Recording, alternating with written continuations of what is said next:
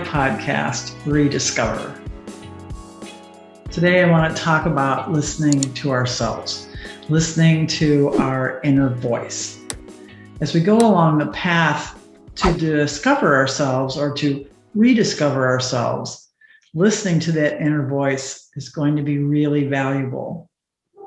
It may have gotten hidden as we became busy with our families, with our marriage, with a career or a job.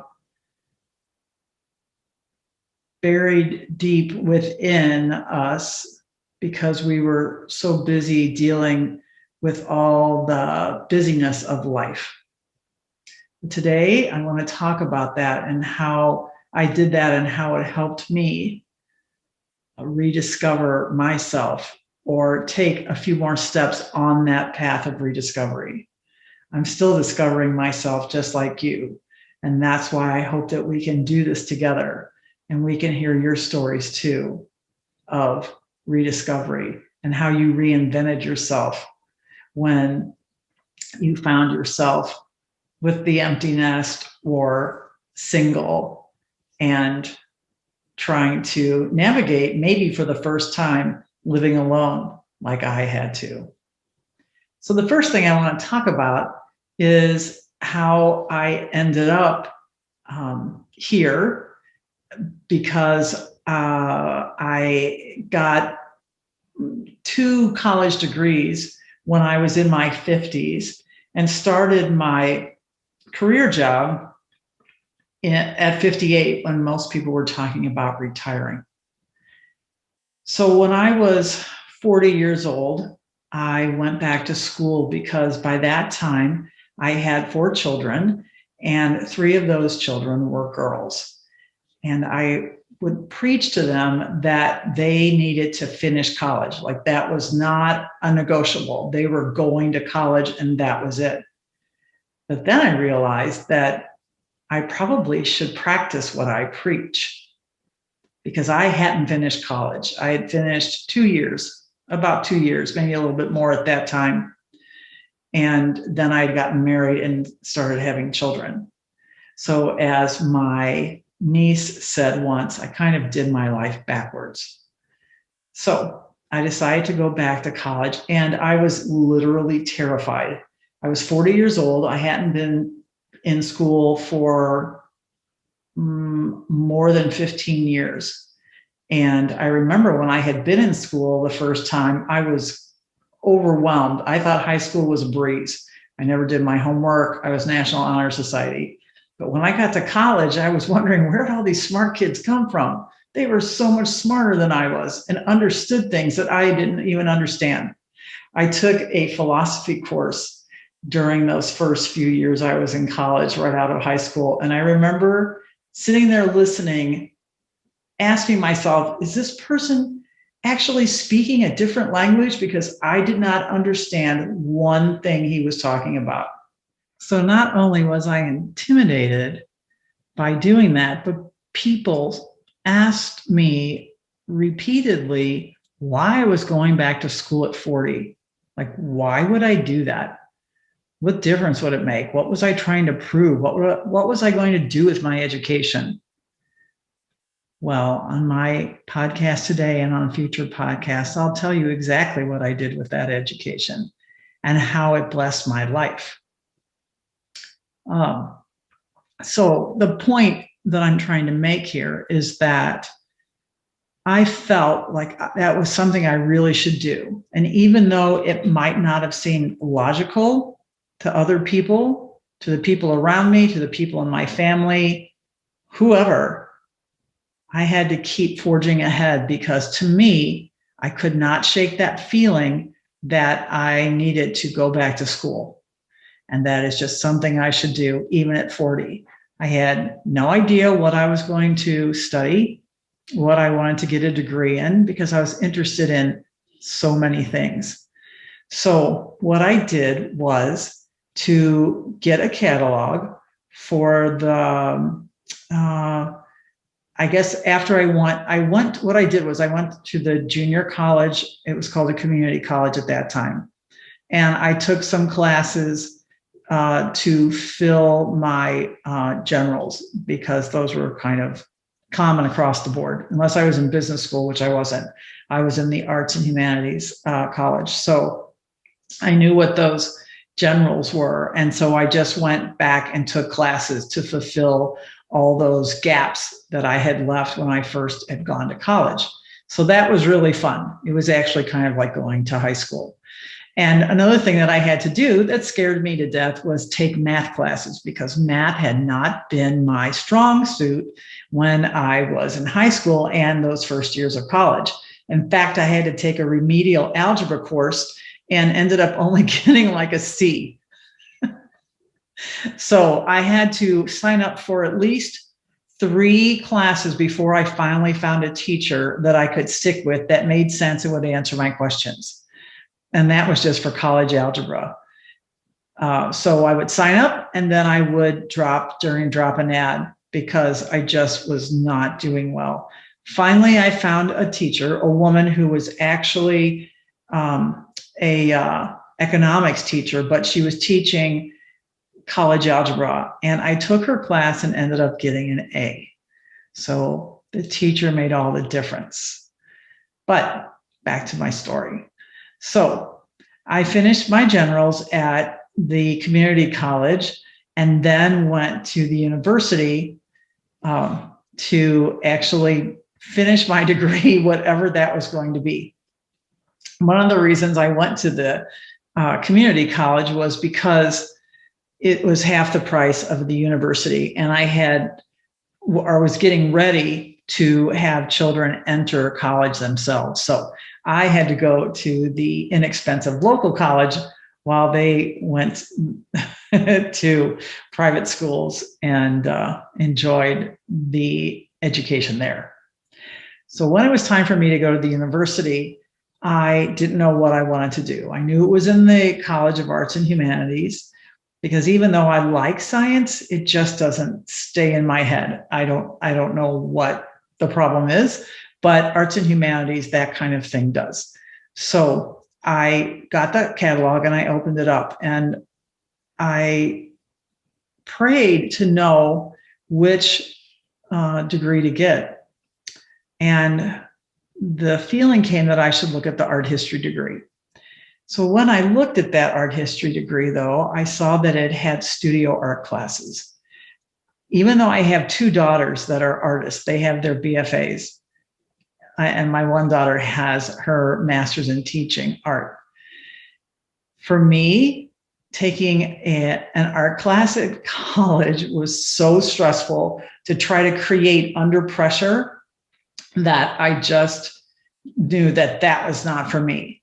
When my cousin had taken art history, you didn't have to take those studio art classes, but when you did at the college or the university that I was going to. So I knew that wasn't for me, but it led me then to kind of look around that degree. And so I had flipped to the degree in front of that, and it was called the, let's see, what was it called back then? The degree, I can't remember exactly then, but now it's called the degree in interdisciplinary studies in the College of Arts and Letters. And that was perfect for me because I could study all different subjects and not have to just focus on one. And so at that time, that was the perfect degree. So I started back to college at 40. At 40, almost 45, I had another baby, and I finished that degree at age 50. So it took me 10 years to finish that degree. I basically I would sign up for 2 classes a semester and go twice a week. I only went on Tuesdays and Thursdays. There are different reasons for that, but I didn't want to be at school too much because I had 4 and then 5 children at home that needed to be taken care of. My youngest child, when I first went back, was in late elementary school. And then when I went back to finish after I had that 5th baby, of course, he was my little guy, and I luckily had a cleaning lady / nanny that could watch him for a few hours while I went to school. So I went during the day when my children were in school, not at night when they were home. But while I was there, while I was in college at the community college, I got to do things that I'd always wanted to do. I got to do musical theater. So I had been a dancer when I was young and had stopped at that career, which I'll also talk about later, but got to reinvent that career as an actress and a singer and a dancer in some musical theater productions, which were so great and so fun and so scary, but I did it. And I was taking voice lessons at the time too, because that was something I always wanted to do. So I incorporated that into my degree. Then when I got to the university, I took the classes that I needed to finish my degree in the interdisciplinary studies, which is basically a humanities degree. So then I thought I would go on and get a master's degree. So I signed up for the only class in the anthropology department because I love anthropology. And it was a class on a master's level class on physical anthropology, which is about evolution and pre-human forms. When I got into that class, everybody else was a physical anthropology undergraduate, and I was completely clueless. I had no idea what they were talking about. I hadn't taken any physical anthropology classes. I'd taken archaeology classes and some cultural anthropology classes. So I decided if I was going to get a master's in anthropology with a focus in archaeology, which was my true love, that I better go back and take some undergraduate classes so I could pass the master's classes. When I got to start doing that, I realized I only needed 5 classes and I would have a second bachelor's. So that's what I did. It was easy. It was fun. It was great. And I ended up graduating with my first degree, magna cum laude, and my second degree, summa cum laude. The only reason I didn't graduate summa the first time when I was getting my humanities degree was because I had screwed around my first few semesters in college after high school. So that was a warning I'd always tell my children. Do not mess around those first few semesters. It will haunt you forever. You can never have a 4.0 if you mess around. Anyway, back to my story. So the last semester of my degree, I went and did an internship. And how I got that internship brings me to my second point, which is be where you're supposed to be on this road to rediscovery. It will help you. My first point is listen to yourself. Listen to those desires and feelings that you have inside. Even if they don't make logical sense, listen to those. Pay attention. They're there for a reason. So the second one is be where you're supposed to be. So I was at the university, and in my classes, I really tried to never miss a class because it would just put me too far behind. And I had too many other responsibilities because I had all of my children to deal with. And I also had a volunteer job at my church that involved a lot of my time. So I was at school in my classes, and I happened to run into a girl that had been in a couple of my anthropology classes. She wasn't at that moment, but I just happened to run into her, and we had a mutual friend. It was her, I think her aunt or her cousin, who I knew from my church. So I just started talking to her, and she told me about an internship at a museum, a Native American museum close to in my area. not close to my house actually, but in my area. So I was so excited. She said she was doing an internship there, and that they were, willing to take on other interns. I was so excited. So I went home and I immediately called them and got myself an interview. And she said that she had already been approved and was going to start her internship. But interestingly, I never saw her again, and she never did her internship. She completely disappeared. But don't you think it's an interesting coincidence that she just happened to be in my area at the university, just happened to be at the place where I was out in the courtyard, walking to or from the parking garage, and just happened to be there to tell me about that internship that was available. Just seems like kind of a big coincidence, don't you think?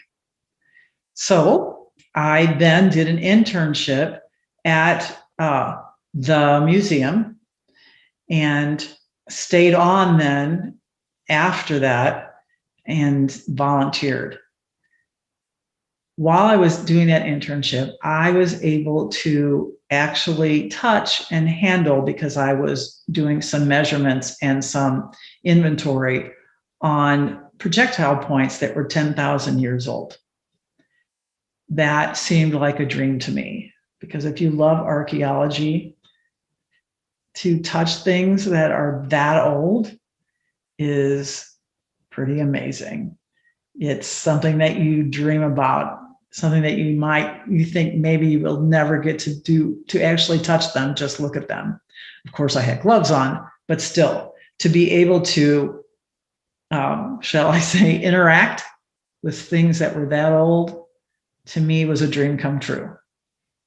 So I had a great internship there, and then stayed on as a volunteer. But when I was volunteering, I had to do librarian type work, putting labels on books and covering books with plastic covers. They decided to kind of redo their library. But what happened from that was, after 4 years of being associated with that museum in a volunteer capacity, they hired me. The job they hired me for was the job that I thought, when I first started there and got acquainted with the people there and their jobs duties, this job was called the research coordinator. And I thought at that moment, when I found out what that job was like, I thought, this is the best job in this entire museum. How I wish that I could have this job, but I don't have the education they're looking for, because they wanted somebody with a master's degree or a PhD. The girl that was in that position before me had a PhD. So I thought, I'm never going to get that job, because at that point I was kind of done with college and the stress of college. I was homeschooling my little boy by that time. And the teenagers still at home just had so many activities. I just didn't think I could add any more stress to my life. So I thought, oh, well, maybe something else will come up, maybe a tour guide position or something. But anyway, so nothing ever did. There were a couple jobs that came open, but one was like dealing with social media, and they thought that I was too old for that. There were a couple others that somehow they just didn't feel like I was good for that. But then the girl in the position of research coordinator quit and was moving to another state. And the girl who had supervised my internship, who is now a manager, texted me and said that they needed somebody and would I be interested in that job. That because of the timing of that offer, which I'll talk about later in another podcast, it came at let's just say it came at just the right time. It was just exactly what I needed at that point in my life, because of other things that had happened around that time. So that's what I did with my education. I got a job that fulfilled all the dreams that I'd had growing up. And here are some of them. I always wanted to work in a museum. When I was little, my grandma had taken me to a museum and shown me a mummy, and that was it. From then on, I loved archaeology and I loved museums, and I got to do both of those things in my job. I wanted to work out somewhere out in the country where it was more of a natural setting rather than concrete and buildings and homes and stores. And I got to do that because I worked for a Native American tribe out on their reservation out in the country. The drive was long, but it was so worth it. It was the most relaxing drive. It was like every day looking at a moving landscape painting. It was beautiful and relaxing. And again, just what I needed. I got to work as the librarian in the small research library located within the museum. And that was something I always wanted to do too, because I loved libraries growing up. I would have loved to have spent every weekend sitting in the library just reading books where I lived. And I also got to go out among the tribe out in the reservation itself and do some community engagement type activities. So I got to know a whole lot of new people who had a different outlook on life and had grown up differently than I did. And that, being an anthropology major, was fascinating and wonderful to me. I also got to edit a book. I always loved editing. If you love reading, I suppose you love editing too. And was lucky enough to go to Catholic school where I learned everything I knew about editing. Everything I'd learned about editing, I learned in Catholic school. And so I got to edit a book. I was the copy editor on a book that's now available on Amazon and is used as a textbook in universities throughout the country when they want to teach about Native American tribes and the intersection with the Tribal Historic Preservation Office that is funded by the National Parks Association. So I'm a published author or editor. I got into working as a librarian. I got to work out in the country. I got to work in a museum, and I got to do something connected to archaeology and anthropology. And I got to work with a Native American tribe. So I couldn't have asked for a more perfect job. And that's what I did with my education. It all started with a little desire to practice what I preach. So that was something, as an example of doing something that came about just by listening to that little feeling that I just couldn't shake. I have another little example that I'll tell you. It's not quite so dramatic, but when I was having children and I was in my early 30s, I guess, or maybe I'd had the 4 kids by then. I was done having kids by the time, those first 4 by the time I was 31. So it might have been, I was in my early 30s though. And I kept having leg cramps and leg pains at night that were keeping me up. Some people call them, there's another name for them, but I was kind of calling it jumpy legs. I could not get my legs to relax. And I just had this feeling. I hadn't done any studying. There wasn't Google back at that time. I hadn't really researched it or anything, but I just kept having this feeling that I should take calcium. And I had asked somebody else what they thought, and they were like, no, what? No.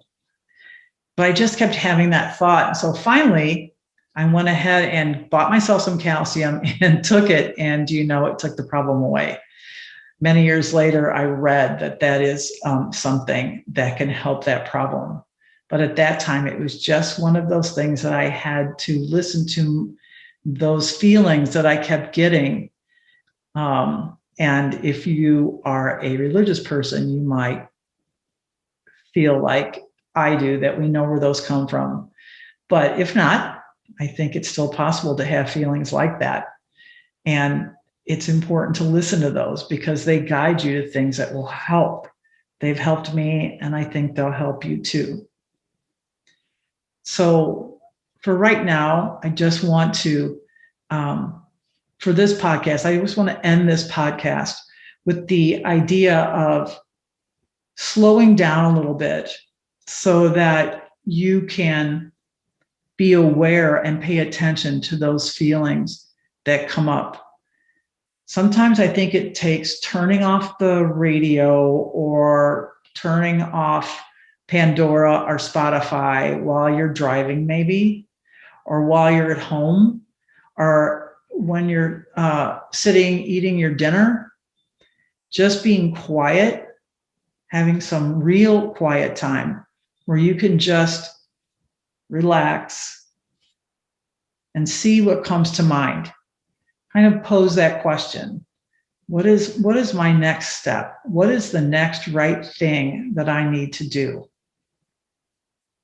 What is the next thing that would propel my happiness forward? How can I rediscover myself? What messages am I getting? What feelings am I getting? And I think if you do that pretty soon you'll have something that you can follow that will help you along your journey of rediscovering and reinventing yourself, and reinventing, if I do it, reinventing myself so that I can have a fulfilling, happy life by myself. Because we know that before now, we've had to pretty much submerge ourselves in other people's lives. But now we have this great opportunity to do the things that make us really happy. And if I am convinced that if we do the things that make us happy and that follow those feelings, that inner voice that we have, that it will lead us to not only make ourselves happy, but then make the other people in our lives happy as well. Every child needs a happy, fulfilled mother that knows who she is, that knows where she's going, and knows what she wants out of life, so that they can feel free and independent to follow their own lives and find their happiness. I hope you'll be with me next time as I talk about, let's see what's up for next time, as I talk about remembering who we were so that we can now be who we really are. This is Rediscover, and I'm Mary Beth Rosebrough.